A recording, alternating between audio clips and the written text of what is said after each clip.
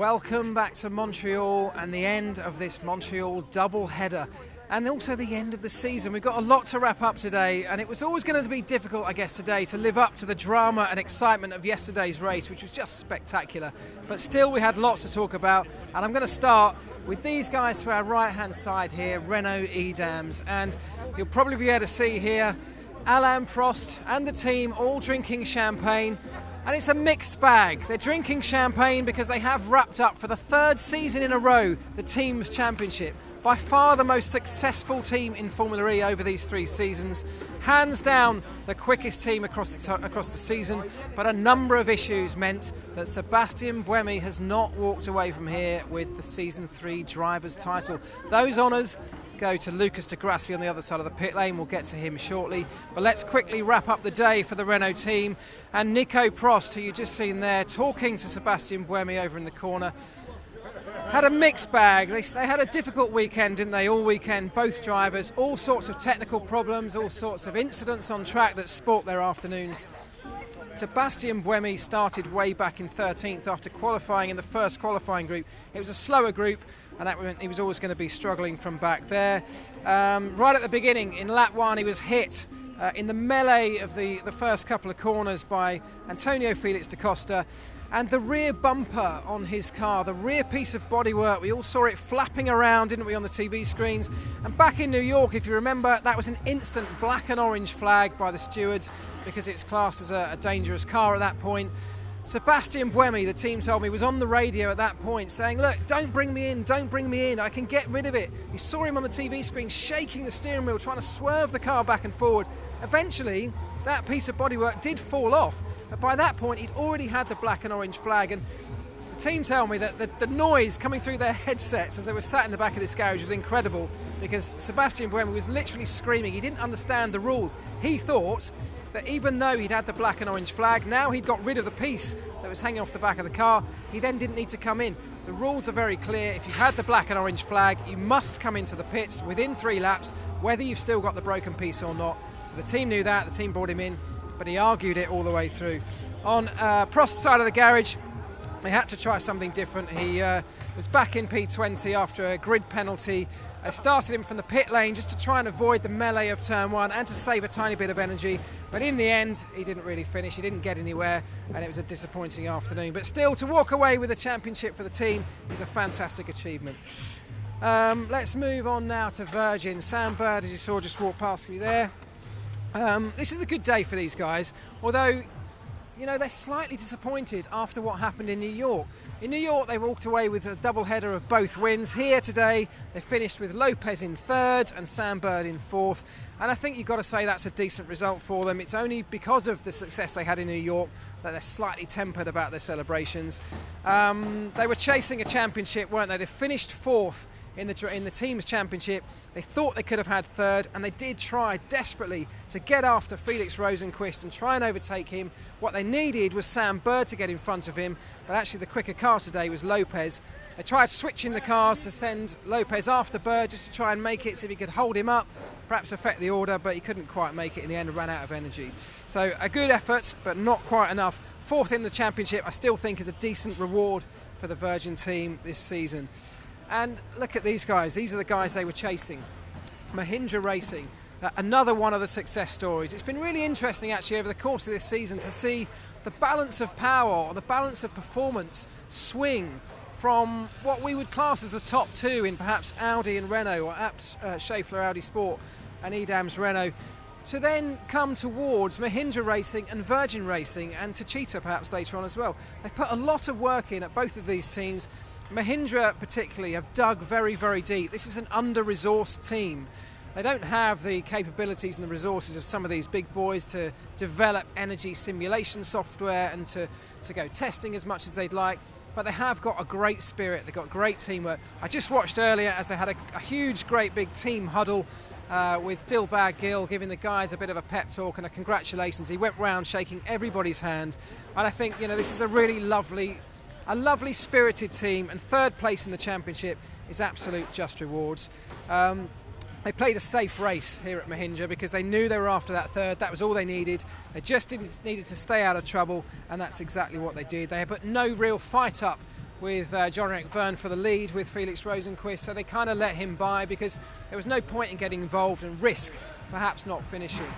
So a sensible day, and I think again third place in the championship for Mahindra is a really great result given what they've got to work with. MS Amlin Andretti, it's been a difficult year for these guys, you have to say.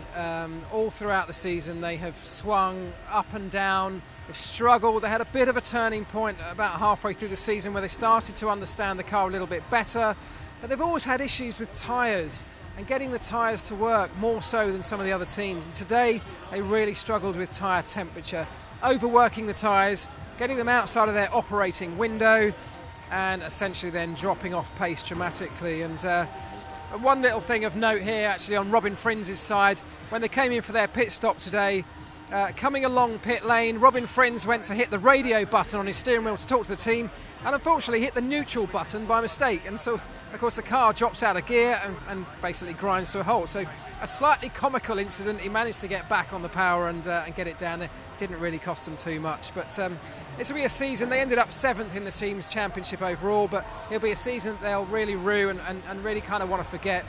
Positive news on the horizon, of course, with BMW joining the team in some capacity or more capacity next year, ahead of a full-on team's factory manufacturer-based support in season 5. So positivity on the horizon, we hope, for these guys, I guess. Now, the last team on this side of the pit lane is one of the new boys, Panasonic Jaguar Racing. This was always going to be a difficult year because they didn't have much time before coming into the championship. They were on the back foot right from the beginning, only about 4 months to develop and manufacture a car to go racing. So they played it very safe technically, and in the end it's meant that the car's been heavy compared to many of their rivals, hasn't been energy efficient, and over the course of a long season in Formula E you're always going to really suffer with that.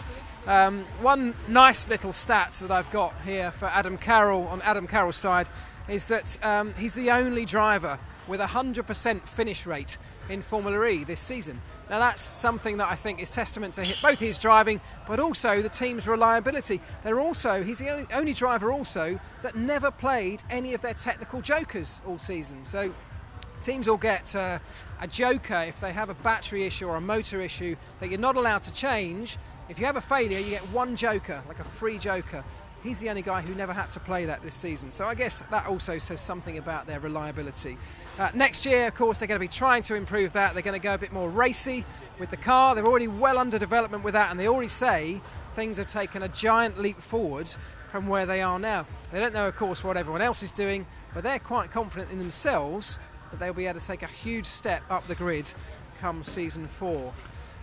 Now over on this side, there was more champagne. Jean-Eric Verne got his first ever win in Formula E, and I'm so pleased for him because it's been coming for a long time.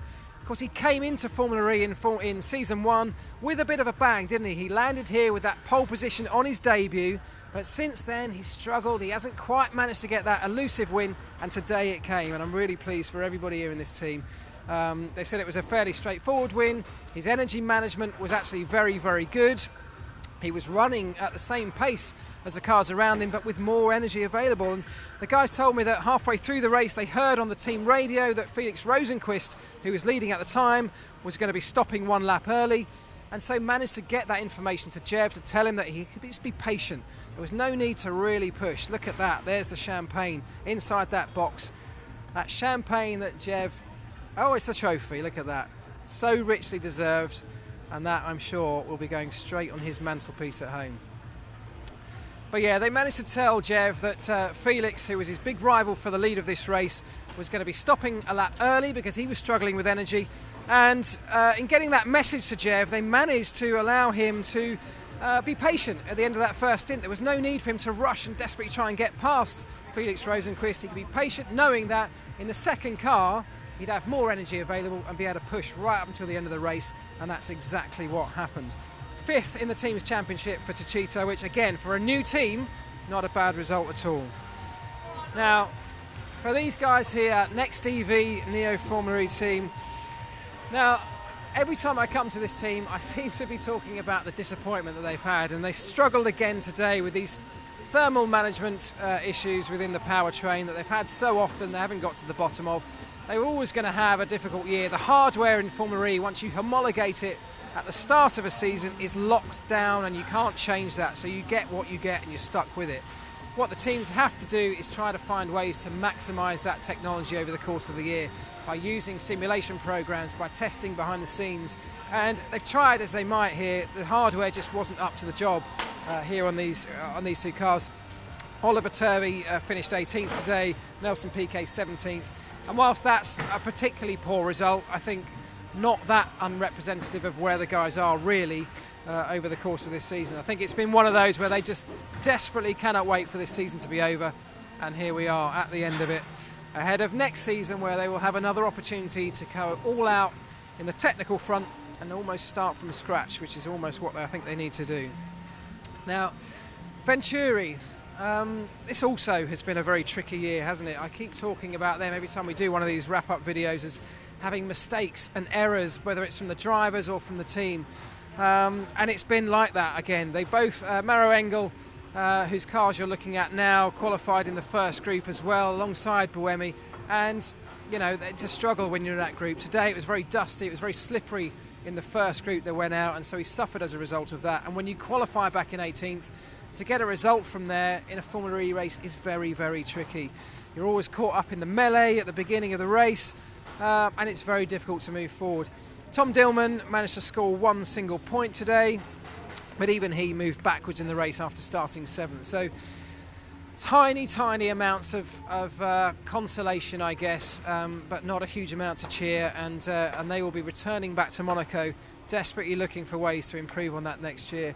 It's interesting seeing the guys ripping these cars apart because, of course, this is the last race. Everything now gets pulled out. The batteries go back to Williams, who supply them. The cars get sort of put back into rolling chassis and put in great big boxes, and then they'll be flown, or sea freighted, I think they are this time, back to the UK, where they can be unpacked and polished and fettled ahead of next season. Some of these teams can't wait for next season enough, to come quickly enough, and I think Faraday Future are one of those. This is a team that's not only struggled with its drivers and with some of the issues, the operational issues they've had across the year, but they've also had hanging over them this constant talk about their title sponsor, Faraday Future, being in difficulty.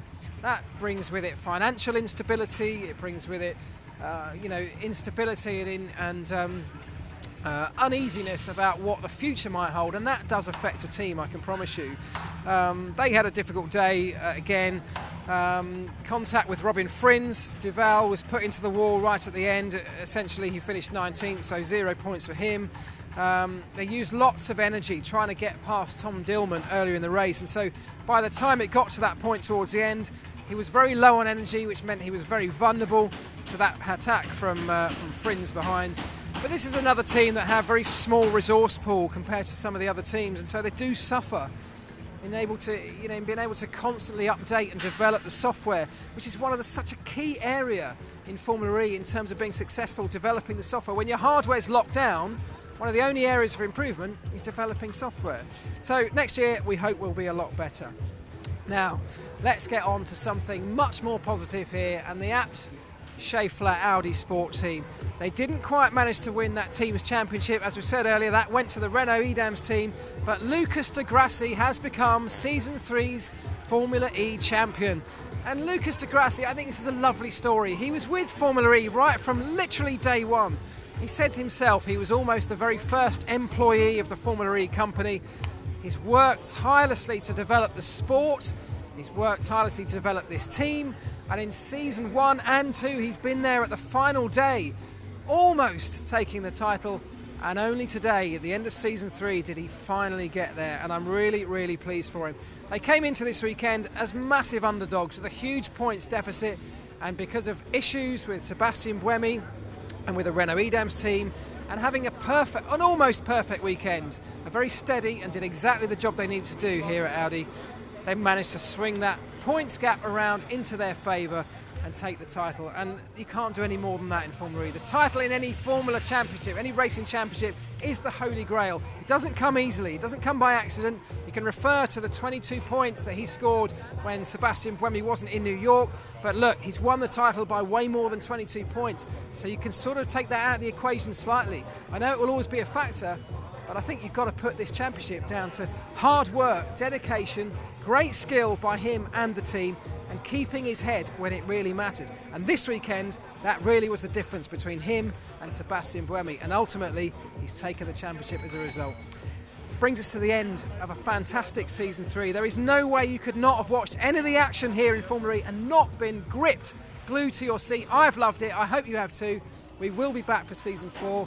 Don't go anywhere because you will not want to miss it. Thanks for joining us.